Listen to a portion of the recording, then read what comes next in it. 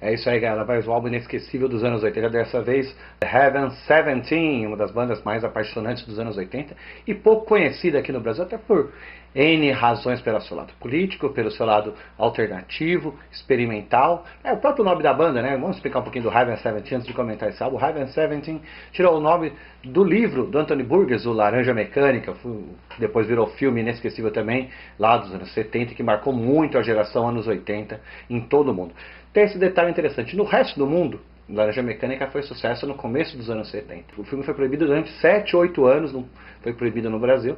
Então a influência da Laranja Mecânica a gente não conseguia ver, só pôde ser visto aqui 8 anos depois, que o mundo inteiro já tinha visto, já tinha opiniões, já tinha comentado, várias bandas já tinham sampleado o filme, né? Como o Sigue Sigue Sputnik, que sampleou a banda depois, o Heaven 17, Human League, várias bandas têm influência desse filme. E o Heaven 17, além de ter toda essa influência, em todos os shows no começo da carreira do Human League, passavam os slides do filme, né? Várias cenas do filme, do Laranja Mecânica, nos shows do Human League, e a mesma coisa com o Heaven 17, afinal, ali é a origem da mesma banda. Vamos comentar então isso. O Heaven 17 é uma divisão do Human League do começo. O Human League era formado por Martin Ware e Ian Craig Marsh, e convidaram o Phil Oakey para ser o vocalista da banda. Na verdade, a intenção inicial, já no final dos anos 70, lá em 77, quando eles formaram a banda The Future, o Martin Ware e o Ian Marsh já convidaram o Glenn Gregory para ser o vocalista do Human League, mas ele não pôde, na época, por outros problemas, ele não podia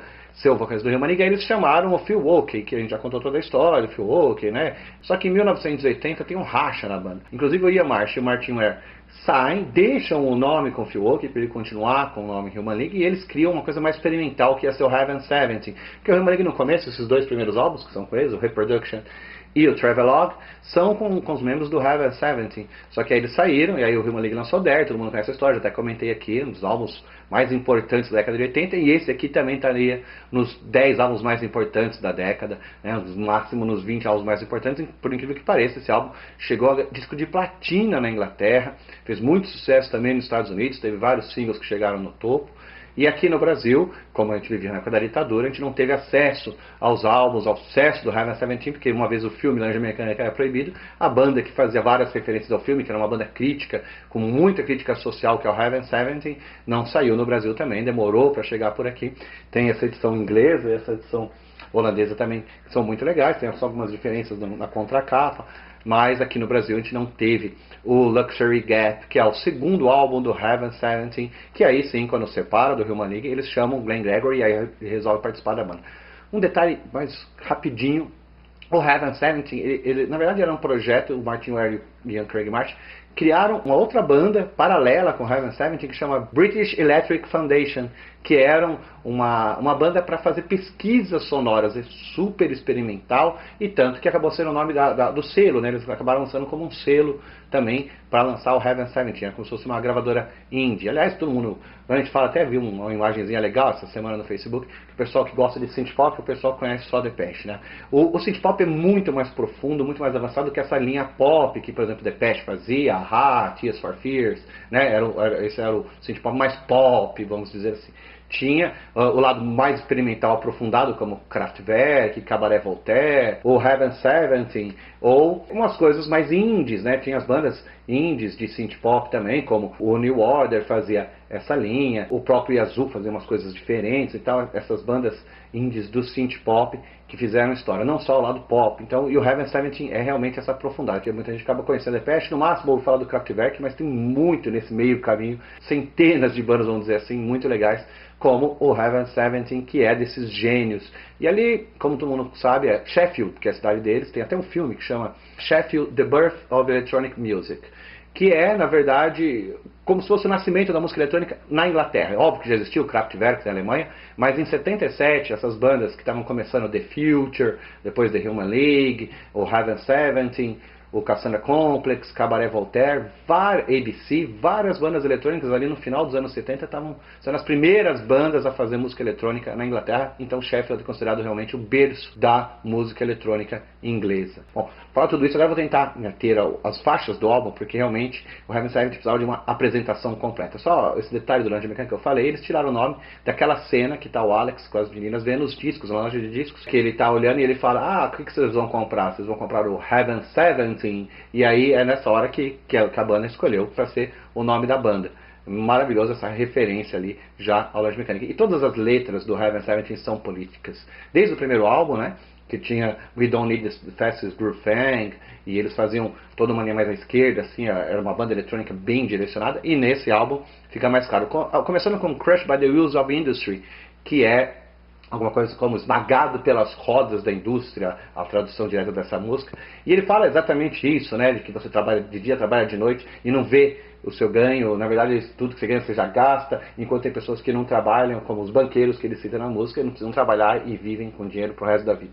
Essas críticas sociais muito fortes do Heaven 17, a gente percebe já na primeira música, né, falando disso, que você trabalha realmente o dia inteiro e não vê perspectiva, é muito, muito legal essa linha política do Heaven 17. Depois a gente vai ter Let Me Go, outro single que saiu desse álbum, que é fenomenal essa música, inclusive chegou a passar algumas raras vezes na MTV do Brasil, logo que inaugurou aqui em 91, 92, até 93, você ainda via, porque ela ainda era muito baseada na MTV lá de fora, né, ela não tinha muito, embora tivesse alguma produção nacional, eles usavam muitos clipes que faziam sucesso lá fora, eles não sabiam, né, como trabalhar com o mercado brasileiro, então passava muito Let Me Go do Heaven 17 ali no começo da MTV, no Clássicos, lá também no lado B, que passava de noite, passava bastante Heaven 17. E Let Me Go era o que mais passava. E por incrível que pareça, pra gente, acabou ficando a música mais conhecida do Heaven 17, mas foi o single desse álbum que menos vendeu na Inglaterra.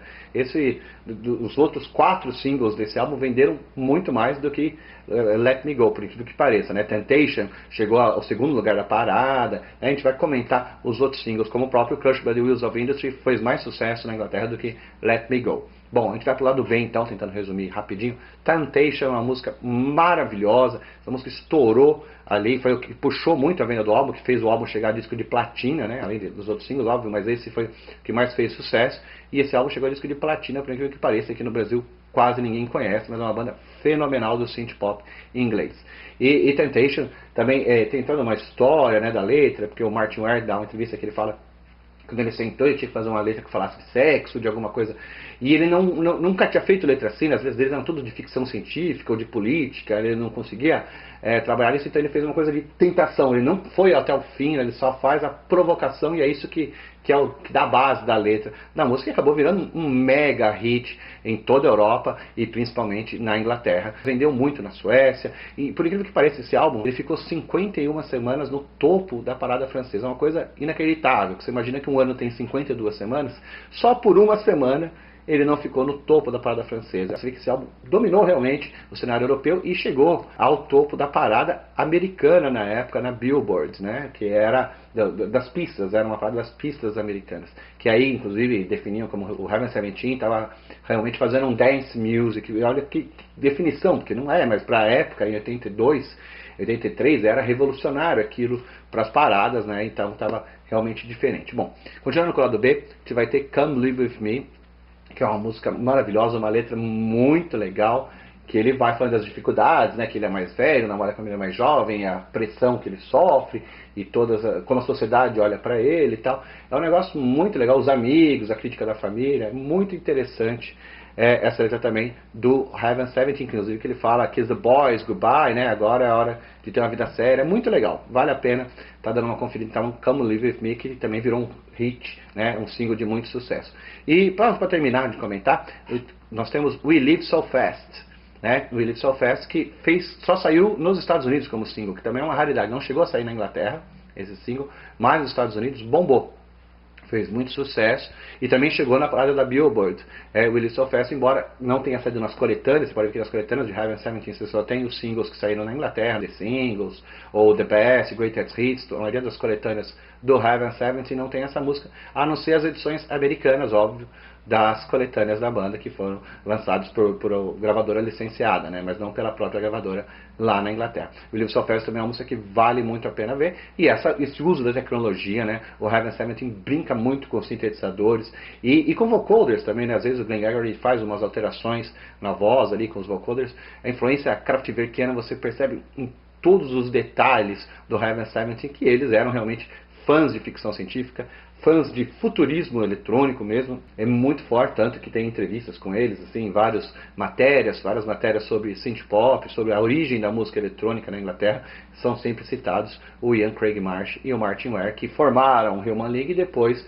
em 81 formaram o Heaven 17 e o British Electric Foundation, e só fazendo esse último parênteses, né, que essa influência deles do Blade Runner, tem um detalhe muito importante, que paralelamente ao Heaven 17 eles tinham essa banda mais experimental, e eles pararam 5 anos de gravar com o Heaven 17, ficaram 5 anos só pesquisando se era possível o que acontece no livro do Blade Runner, porque no filme foi cortada essa parte, no filme não existe aquele teclado, aquele sintetizador que fica do lado da cama do Deckard, né, que é o caçador de androides. No livro ele tem um teclado do lado que de acordo com as notas que ele toca de manhã vai mudar o humor dele. Então se ele vai numa discussão ele vai ganhar a discussão, ele vai estar mais calmo numa discussão, ou se ele vai para uma reunião, ele tocava uma sequência de notas que ia liberar uma frequência no cérebro dele que ia fazer aquele dia ser como ele queria. E isso o Heaven 17 então parou por 5 anos de gravar para pesquisar. Isso é muito futurista, para pesquisar como é que iam ser as frequências na mente humana, como é que ia ser esse efeito, para ver se eles iam usar isso em música. Mas eles, depois de 5 anos de pesquisa, eles fizeram alguns experimentos que deram certo, outros que não, e chegaram à conclusão que realmente variava de humano para humano, que as frequências tinham alguma relação em algumas pessoas, mas elas não eram generalizadas, então você não podia lançar, por exemplo, um aparelho que fizesse isso com todas as pessoas, ele teria que ser realmente individualizado, testado com cada uma das pessoas, então você faz uma música para o mundo, ela não ia ter o mesmo efeito, mas foi muito legal as conclusões, eles foram lá pesquisar realmente fãs de ficção científica, fãs de energia mecânica, fãs de Blade Runner e muita coisa a dizer. O Heaven 17 sempre teve muitas letras com muita coisa a dizer, então esse é o disco indicado de hoje, The Luxury Gap, o segundo álbum do Heaven 17, e dá para importar, dá para conseguir o vinil importado ou realmente em CD, mas dá para encontrar ainda importado em algumas lojas por aí. Vale a pena, é o álbum mais do que indicado do Heaven 17, The Luxury Gap.